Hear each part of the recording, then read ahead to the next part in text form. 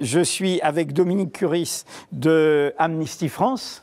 C'est vous, pardon, mais oui, voilà. Voilà, d'accord, voilà. Excusez-moi, mais comme j'ai pas eu le temps de vous êtes arrivé, c'était parti. Voilà. Donc Amnesty appelle comme la Ligue des droits de l'homme à la manifestation, au rassemblement de tout à l'heure à 18h30.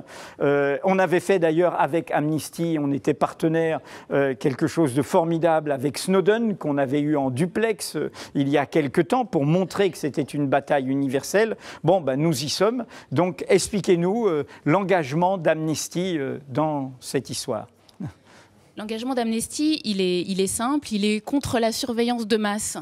Il est pour une surveillance qui soit sous le contrôle des autorités judiciaires. Il est pour la séparation des pouvoirs. La surveillance, elle peut être légale, à condition qu'elle respecte quelques conditions. Il faut qu'elle soit définie clairement par la loi et par une loi qui soit accessible et précise. Il faut que la surveillance soit proportionnelle au crime en question. Il faut qu'elle soit ordonnée par un juge. Ces conditions-là ne sont absolument pas respectées dans le projet à venir. Il faut qu'elle soit évidemment ciblée sur la base de soupçons raisonnables. Si l'on s'introduit dans la vie privée d'une personne, c'est grave. Et c'est un juge qui doit l'ordonner parce qu'il soupçonne que cette personne a commis ou est sur le point de commettre des actes délictueux. La surveillance de masse, par définition, elle n'est pas ciblée et elle ne peut absolument pas être légale. Donc c'est ce que nous dénonçons tout clairement. Est-ce qu'au niveau international, Amnesty se mobilise ou c'est uniquement Amnesty France là ?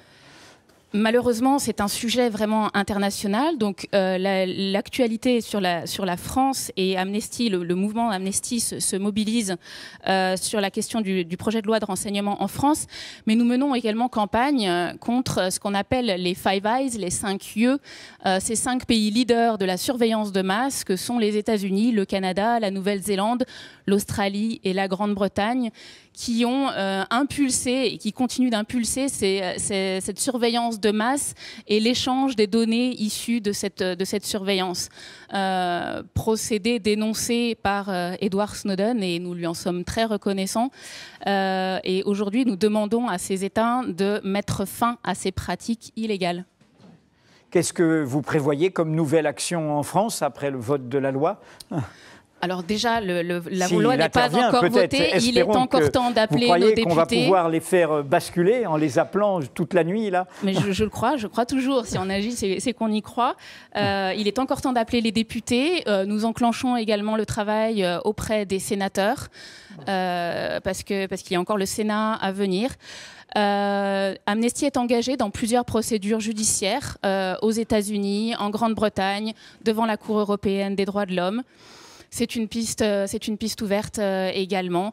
Nous poursuivons, nous appelons les députés encore et plus que jamais à se saisir en tant qu'élus, en tant que citoyens, en tant que personnes. C'est un projet qui engage vraiment le modèle de société que l'on souhaite pour notre pays. C'est grave. Et je voudrais attirer l'attention sur un point qui est que l'on parle de la surveillance des Français, mais ce projet de loi parle également de la surveillance internationale. Et ce projet de loi, il donne un feu vert à toutes les surveillances hors frontières. On n'en parle pas beaucoup, mais il y a des régimes dérogatoires. Les procédés sont déjà très, très insuffisants. Les protections accordées par ce projet de loi sont déjà très, très maigres. Et elles sont complètement balayées lorsqu'il s'agit de surveillance internationale. Et qu'est-ce qu'on entend par surveillance internationale ? Les surveillances émises ou reçues hors du territoire national. Or, on sait très bien que la plupart de nos usages de l'Internet font appel à des services qui sont basés hors du territoire. Quand je me connecte à Google ou d'autres services, je fais appel à des services basés hors du territoire. Donc, est-ce que vous, vous êtes soumis à cette surveillance dite internationale ? Et quels seront les procédés pour engager cette surveillance-là ? Ce sera défini dans un décret tenu secret.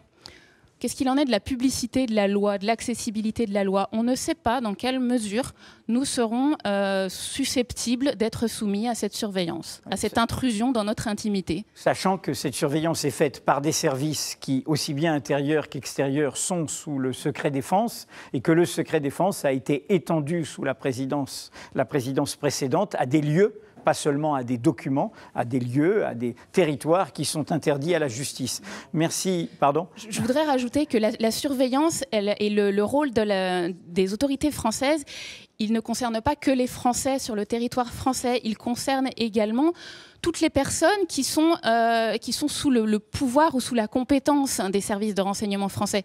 Donc la vie privée d'un Malien, d'un Brésilien ou d'un Afghan, elle a autant de valeur que la vie privée d'un Français. Et il n'y a pas de raison d'avoir des doubles standards dans la législation. Merci Dominique Curis.